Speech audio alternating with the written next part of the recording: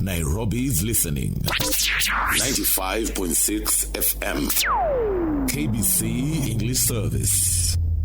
This is the Best of Breakfast with Angela Mwirigi. There's been a huge debate the last few days about mobile data privacy, with claims that the Communications Authority of Kenya, CA, wants to spy on our communication and mobile transactions through the data management system.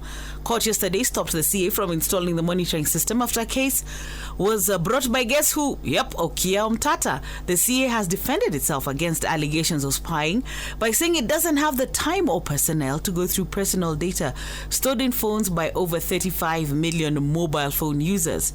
Now, how secure is the information on your mobile phone? And are there ways to keep it safe? We are delighted, as always, to welcome back our technology software expert, Robert Mwirigi, to help us understand what the fuss is all about. Good morning. Good morning. How are you? Very good. Now, of course, you've heard about this story, and there's fear that the Communications Authority wants to start spying on us, you know, our phone data and everything. Mm-hmm. What was your reaction to this story when you heard about it?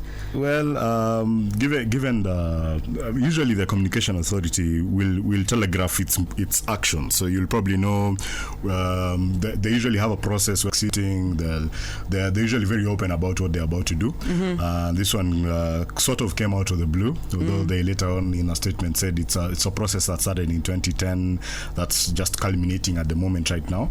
But my initial reaction was shock. Mm-hmm. Yes. And concern, obviously, yes. Yeah.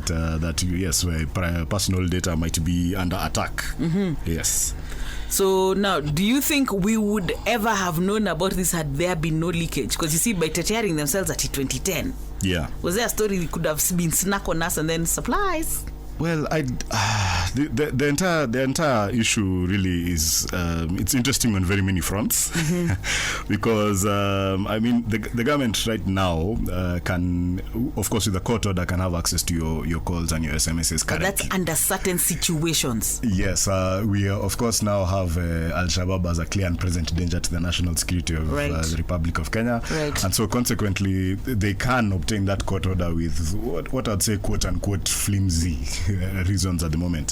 So to some extent, you can understand that they would not need to invest a lot of time and effort into accessing a particular person. Yes, a particular person. But also, the advances in technology have led to the fact that they don't actually need to have personnel and time to do that. Software. A lot of that can be automated. So there's that. Then it's also very curious to note that although it seems to be a very straightforward process from the point of view of the Communications Authority, the mobile operators have not come out in support of the regulator. There's no love lost, obviously, between the operators and the regulator, but it's curious to note that they've been very silent and reluctant. Yes, about this entire thing. So that does create some uncertainty. So there's definitely some smoke, some fire with the smoke. It looks like there's a lot of smoke. I can't speak as to the fire. Yeah, but that's why when you see smoke, you start wondering what is happening under there. Yes. It's now, definitely interesting. According to the Communication Authority, they say the device management system would detect counterfeit devices in the country. A few things, first of all. They can't detect them on their own without doing this? Well, the process that they started in 2010 around counterfeit devices was actually a combined effort between the Communications Authority and KRA. Mm-hmm. So the idea was now at the point of importation, when the devices are coming into the country, then KRA now would be the one, and I think there's an anti-counterfeit authority of some kind. There is, and they work with the KBS and whoever. Exactly. So at the point of entry at the port, they would be ascertaining whether or not the device is counterfeit or not, or it's authentic, and then at that point they would add that device to a whitelist. So what was happening now on the a whitelist is a good thing or a bad thing? So it's a good thing. If the phone is this is just a list of phones that are okay. And they actually back in 2010 released a short code, an SMS short code that will allow you to send your IMEI, that 15-digit code, to the short code. I think it was 1555 to determine whether your device was counterfeit or not. Right. So on the mobile network operator side, what was happening was that when your device connects to the network, the network would basically check against that whitelist to see if your device is authentic, and then now that's when it would grant you access. Then if it's not, then it now will block access to the network. Okay. Yeah. Now in this instance specifically, I think what the CAK is concerned about is the proliferation of what is known as GSM termination. So there are quite a number of people, of course, young people, of course, in my in my field, who are doing what's called GSM termination. So what that is basically connecting a voice over IP call to a mobile network. So that's something from the net onto something mobile. From the net onto mobile. Okay. Yeah. So what happens from that is, let me give you just a hypothetical example.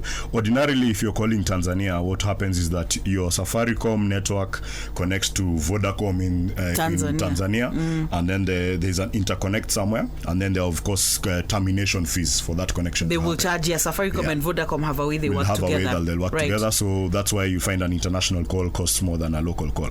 So now with GSM termination, what happens is that you make a local call to your local network. So you'd be making a call to Safaricom, and then that device that's called a SIM box now would connect that GSM call to a VoIP. Yeah, voice over internet protocol. IP, something like Skype now, which would be picked up in Tanzania.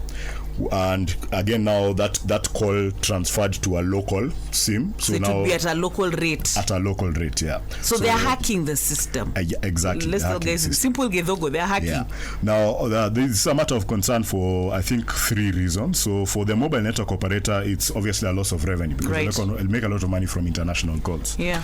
And then for the CAK, the concern would be when that happens, it masks the origin of the call or the identity of caller. Yeah, so you're not, you see now, when you do that, you break what's called call line identification. So when I'm making the call from, say, in my example, from Safaricom to Vodafone, the receiver on Vodafone receives the call from a Vodafone number, not my Safaricom line. So if you think about that now in the context of the fact that we're in an election year, the ability to make a call without seeing where it's coming from, obviously now is a matter of concern. So I think that's one of the things that the CAK was concerned about. So the CAK, proliferation of GSM termination and now SIM boxes. Okay. Yeah.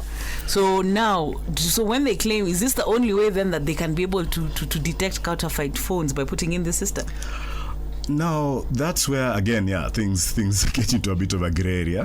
One of the reasons that mobile network operators are not terribly concerned about counterfeit devices is because what is of concern to them is your SIM card, not the kind of phone you're using. That you're using. And they make money from me either way. They'll make money from you either way. And we've had a very long, very difficult process of making sure that all devices, all SIM cards are registered. So even if you have a GSM termination box, ideally in a perfect situation, any SIM card you're putting in that box would be frozen. Registered. Oh, okay. Yeah, so it would automatically it should show who this person is. Okay. So if you're talking about SIM boxes specifically, then it should not be difficult to figure that out. The other thing obviously now would be the increased load on the network. Because if you have like a cell tower, now they're like the towers that you see, mobile network operator is assuming that maybe you have, let's say, 10,000 people connected to that cell at one go. Yeah, then you'd have a reasonable, predictable proportion of them would be on a call at one point in time. So for the sake of argument, let's say that ratio is 10%, then you would assume that this cell tower at any point in time has 1,000 people speaking all the time. And if you have a SIM box, then you have a situation where, because it's terminating calls on a full-time basis, then you can tell that all of a sudden there's a spike that is not supposed to be there. Okay. Because usually a mobile phone operator can anticipate and prepare for a spike. They know Christmas. Certain times things will go crazy. Yeah. Okay, cool. So we're taking a short break for us to be able to get in the 8 o'clock headlines. Remember, if you have any comments, any thoughts, 22162, beginning with the word breakfast. Straight back into the big conversation. We're joined by Robert Mwirigi, who's our tech expert. And yes, we are discussing this issue, which you even had in the news about the CA being blocked from hacking into our systems. Now, Robert, what is this SIM box thing we're talking about? It works. How does it work exactly? So it's just basically if you think about like the people who are doing DVDs, for instance. It just looks like a computer tower, and it would look like network equipment, like what you have next to you right next here. To me, all right. So really, it's just a receptacle that just holds many SIM cards. Yeah, and you can use it to now make those voice over internet calls. It just acts as a bridge between that voice over internet call and the GSM. Okay. Yeah. So now, according to Omtata's case that he filed, he said that the company contracted to install this data management system had no capacity to protect private data, and so our information is being exposed to the government. Yes. Has privacy ceased to exist in these digital times? Is it true Gava can hack anytime? Do they even need court orders? Okay. Legally, yes, the government of course requires a court order to have access to your phone to your phone records. So basically now that would be your calls over now the mobile network and your SMSs. And then recently, I think the thing that's been a matter of concern, of course, now is access to your mobile money. Yes, the transfer of funds. Mm-hmm. Again, like I mentioned earlier, in these uncertain times of Al-Shabaab, who are being blamed for everything, including loss of BVR kids.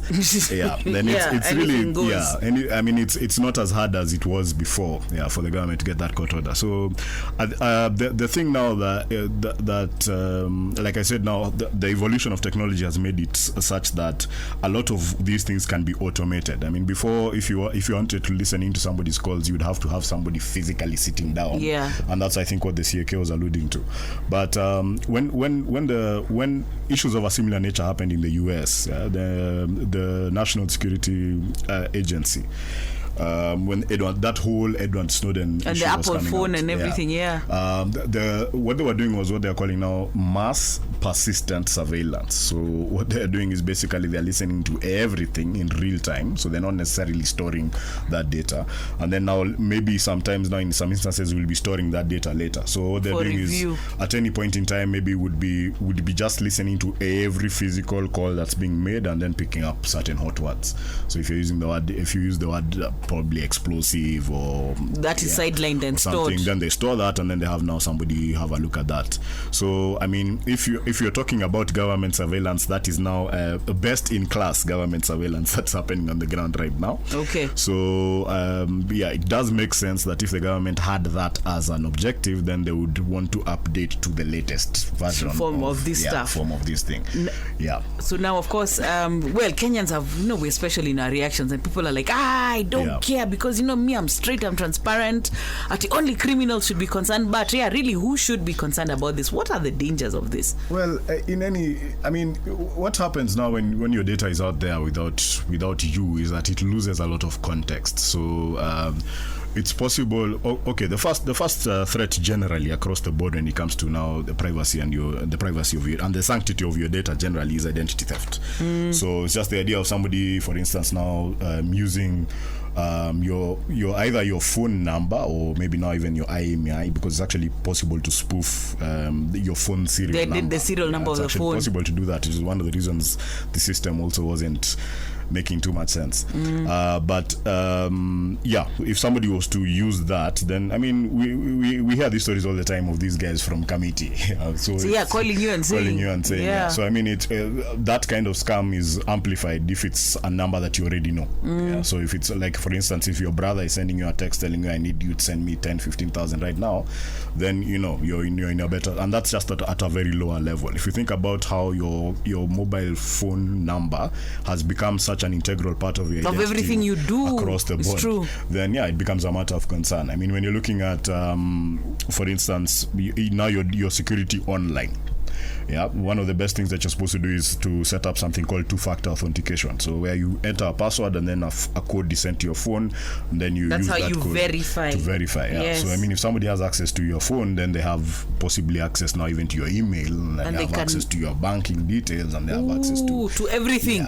So Yeah. it's just a matter of now, the increased sophistication by what I would say nefarious actors, probably to some extent has led to the government deciding to step in and do something a little tricky. Okay. But there's always a balance, honestly, between now your security and your freedom. It's a tight balance, but I think as much as possible you'd err on the side of freedom as opposed to locking things down. Yeah, but also with freedom comes certain responsibilities and risks. Yeah. Yes. Okay. Cool.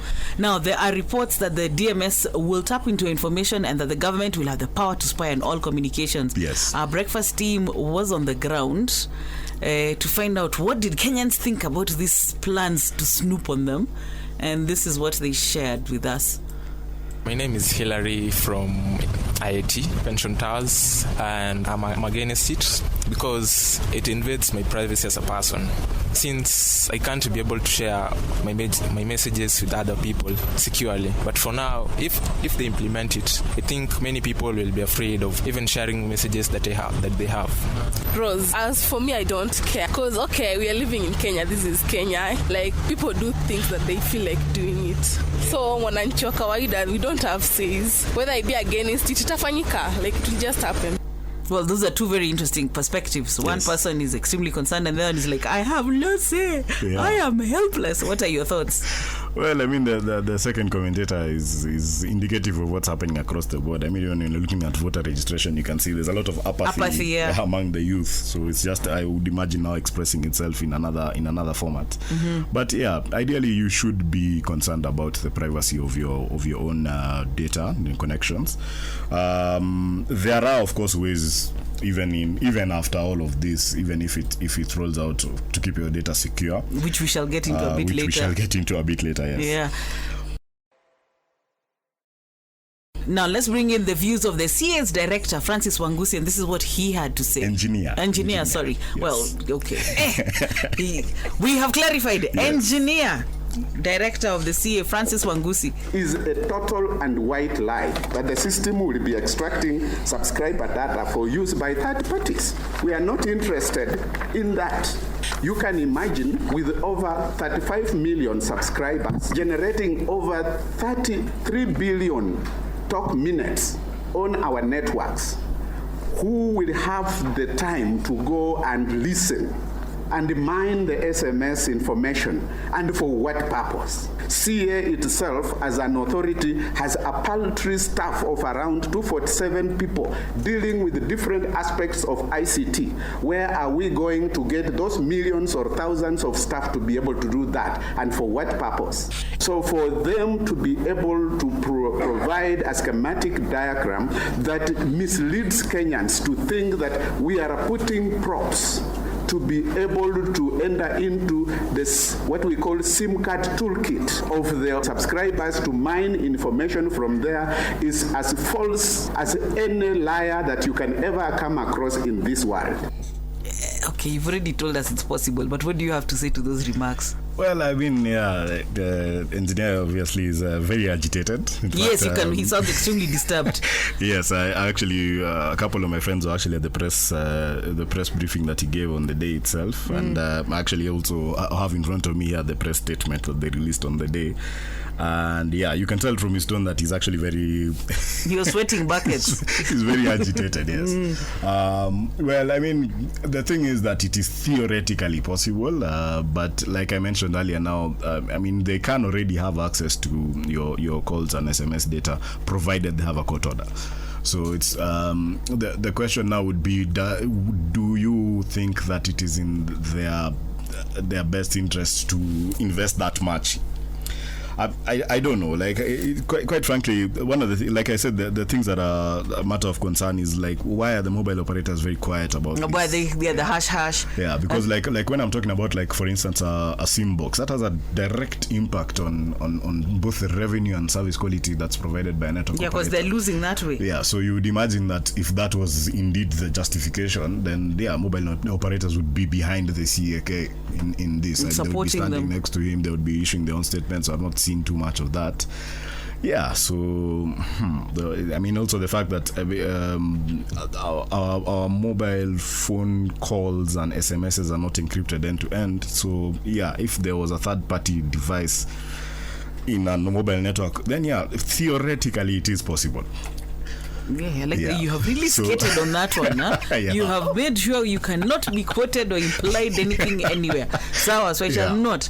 So there is no way of reducing this menace of these phones, because already mobile telephony has become extremely cheap. Yeah. Phones are going for a G. Yes. So really there's no way of ending this so-called fake phones or corrupted phones or stolen phones from abroad. I think the other thing that we need to take into consideration is that there's a difference between low quality devices and counterfeit. Counterfeit has to be somebody making an active effort to make their device look like a Samsung or a Nokia or a Techno. Okay. And then there's what you're saying now, which is it's just a simple brand by itself. Basic, yeah, it does what it needs to do. It does what it needs to do, it's fine.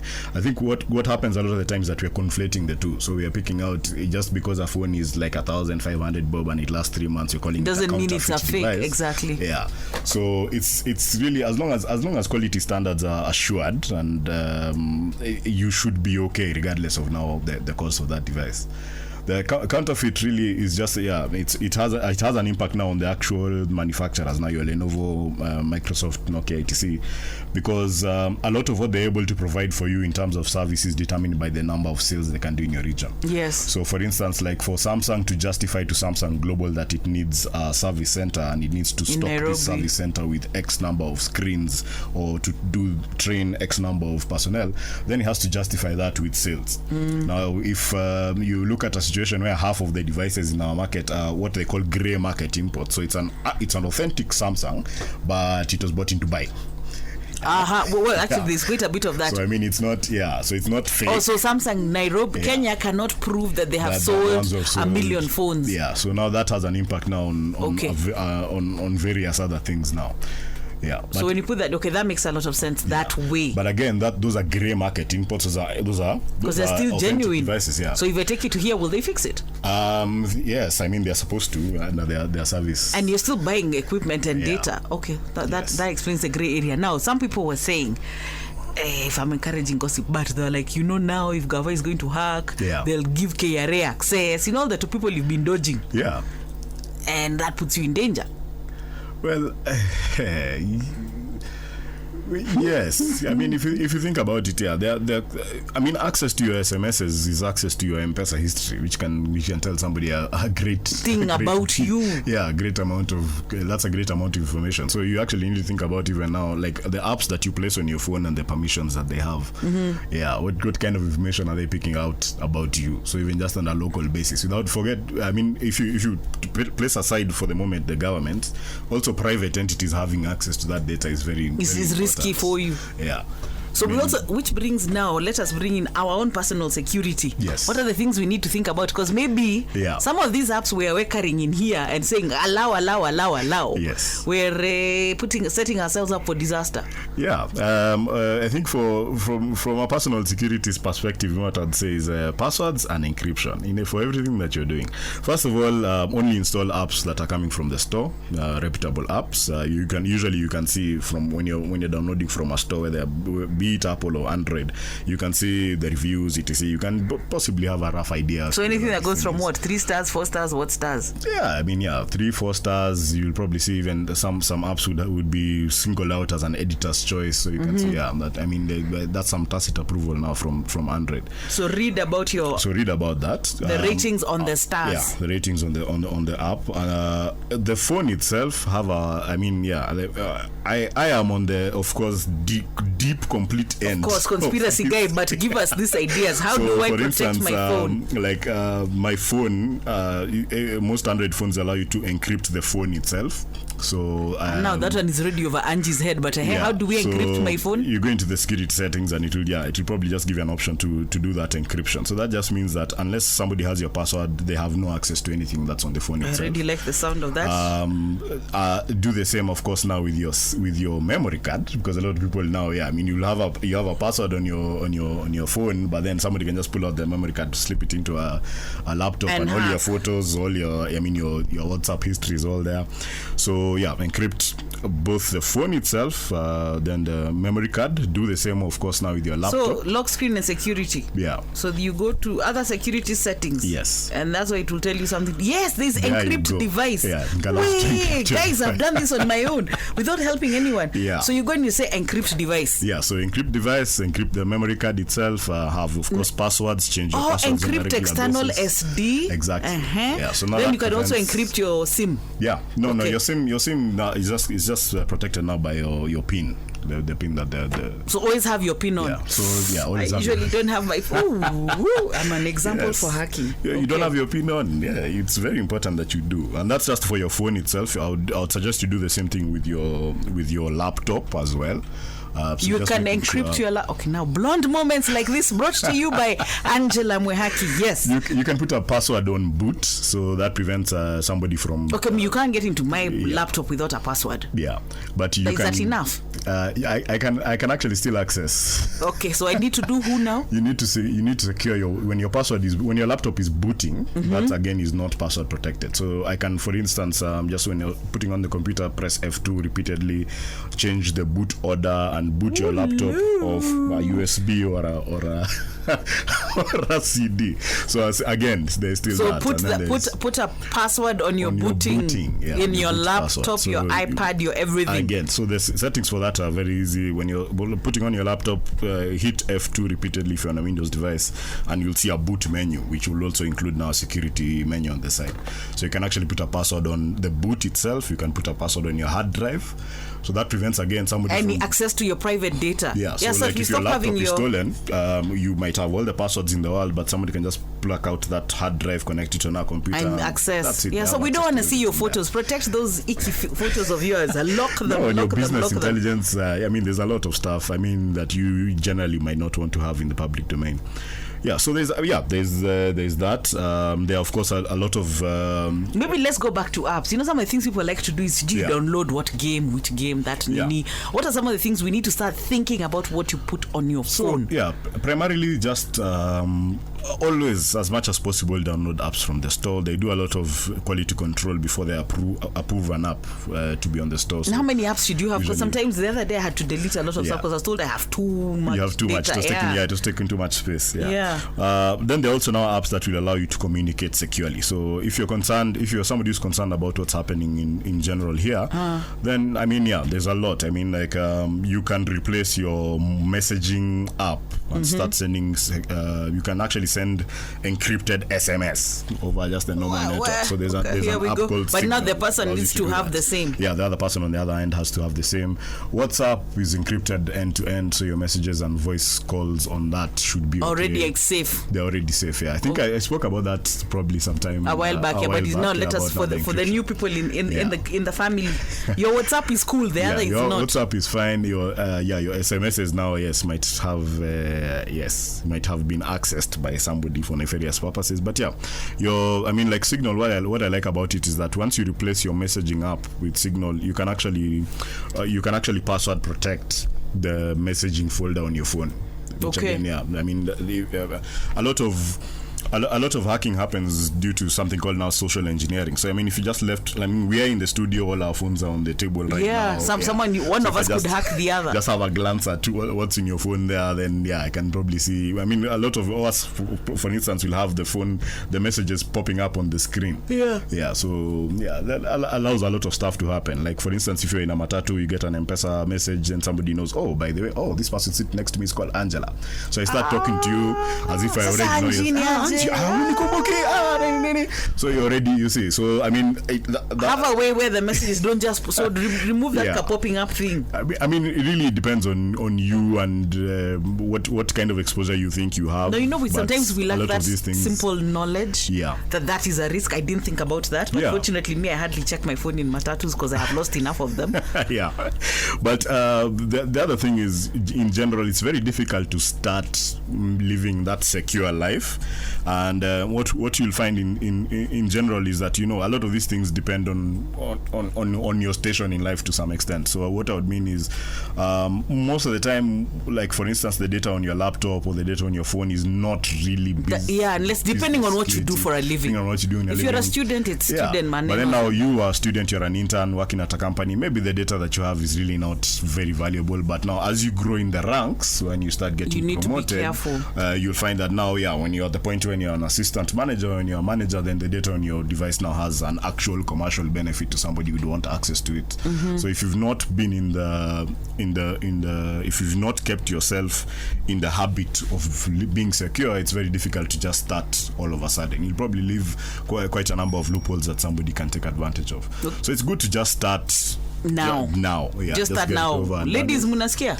Yes, my interns need to know these things now. Now let me ask. So now somebody was telling me, I don't know if it's true, but hey, well, they're in your planet of IT, and they're like, the phones that really cannot be hacked are Bambis. Now, actually, what the CAK is being accused of doing negates that completely. So they can steal that, but they were saying generally, Amulika Muzi is anything, as long as it's not Android, you're safer. Yeah, you see, like the thing is, that has been the perception, because you're assuming now, that assumption is based on the fact that phone doesn't have access to the internet, so it's only now doing calls and texts. So, but they can still access we text. Are here today because... we discovered recently, they were saying the states had been recording calls from 1992 and had them in storage. They were actually even recording metadata here. And in some other, because they were doing that time that Snowden revealed a lot of stuff. Yeah, even we were included in that. Yeah, we were also included in that. Now, of course, I asked you previously about KRA had, tried to access M-Pesa and other mobile transactions to catch tax cheats, and that had failed. Yes. Now, do you think if the DMS comes in, they'll be able to access? Well, they'll be able to access indirectly because if you have access to your texts, then basically that's a record. Your SMS, the folder called M-Pesa in your SMS inbox is technically a statement. Now, let me ask a question. When I delete, is it deleted? That's a very good question. I actually have no idea. So now that's your homework. If I delete on my end, can they find out from the other end? Now, because they have a system, they monitor those transactions. Now legally, what's supposed M-Pesa itself would they'll still have those records. So my deleting then helps. Doesn't help. So they can get it from the time I got my phone. Actually, you can sign up to a service where they send you a statement of your M-Pesa transactions over a month every month. Yeah, okay, there's that. So but here's the thing: retrogressively, can we go back? Now, what you're describing is something called the right to forget. Yes. Yeah. So that's actually something that's being discussed at a very high level in the US. Now, one of the unfortunate things about our situation in Kenya right now is that we don't currently have data protection laws. So that would cover some of those things. Like, how long should Safaricom keep your data? So ideally, that should be legally... So even now, we don't know whether they have the data or they don't have. We don't know how long they keep it. We don't know who they give it to. Technically, right now, if somebody was to access, for instance, data on your laptop or your machine here in the studio, technically, the crime that has occurred is copyright theft.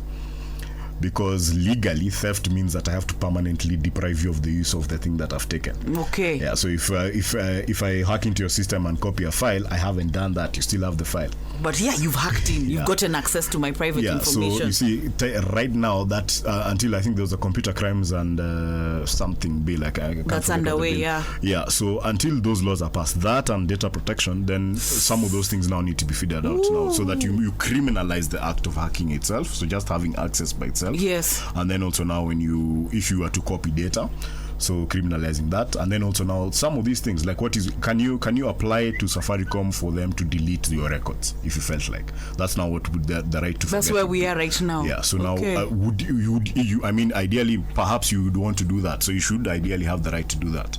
Now Safaricom obviously are bound by what they try and as much as possible, because they're part of the Vodafone group and Vodafone operates in other jurisdictions, they will comply with now what Vodafone does with relation to that. So the Kenyan context so will not come in. Will not come in, but because that's the operating procedure. I mean, that's just Safaricom. I mean, there's any number of. I mean, Zuko, for instance, is providing internet. The internet providers. Wait, internet providers also have access to our stuff.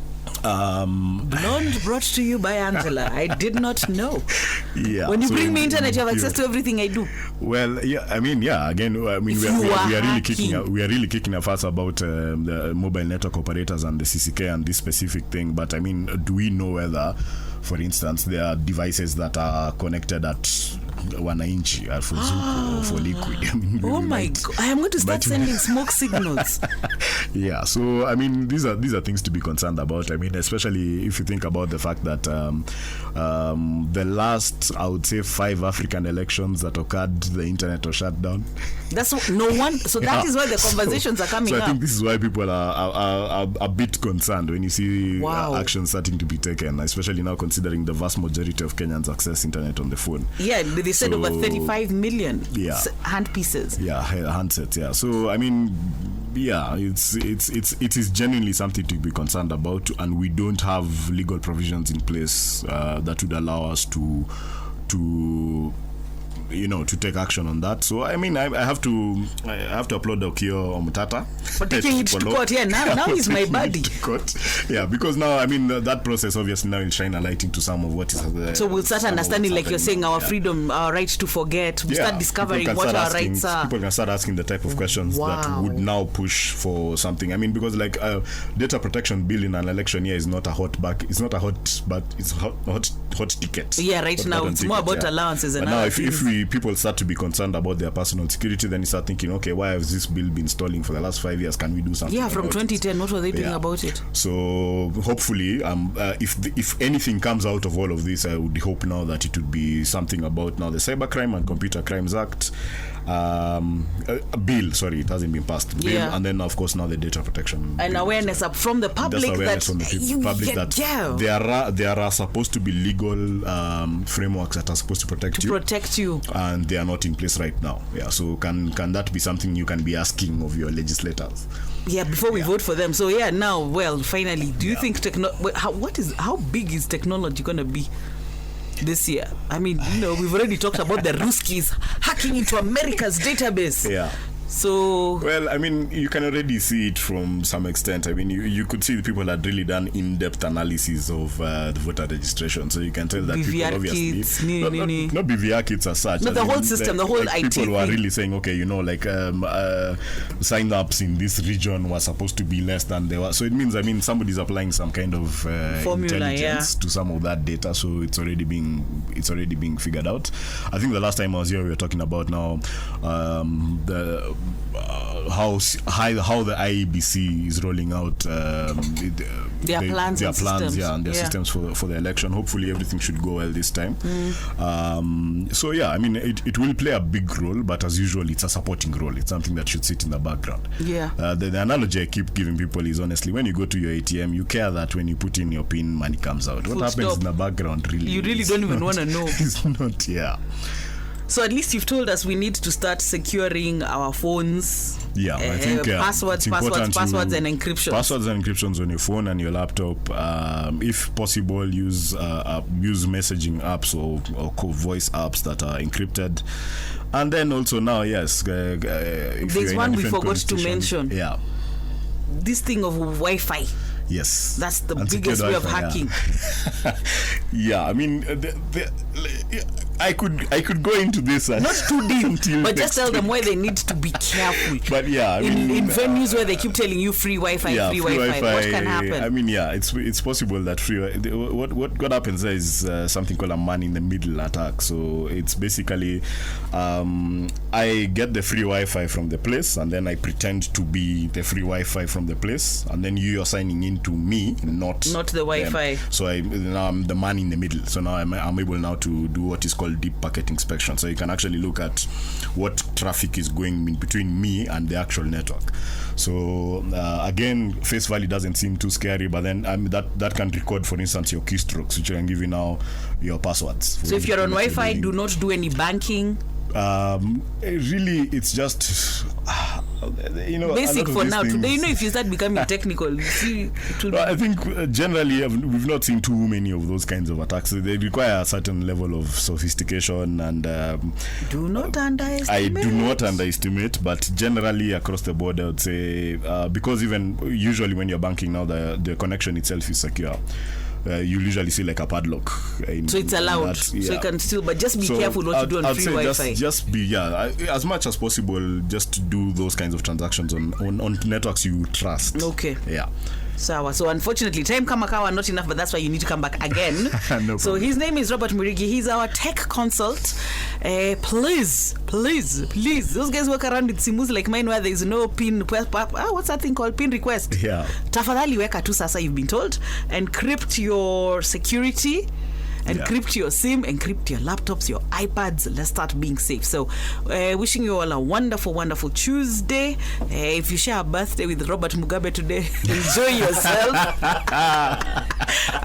That was the Best of Breakfast with me, Angela Mwirigi. Remember to follow us on Facebook at KBC English Service. On YouTube, look for the KBC English Service channel. And on Twitter, we're at KBC English Service, and I'm at Angela Mwirigi.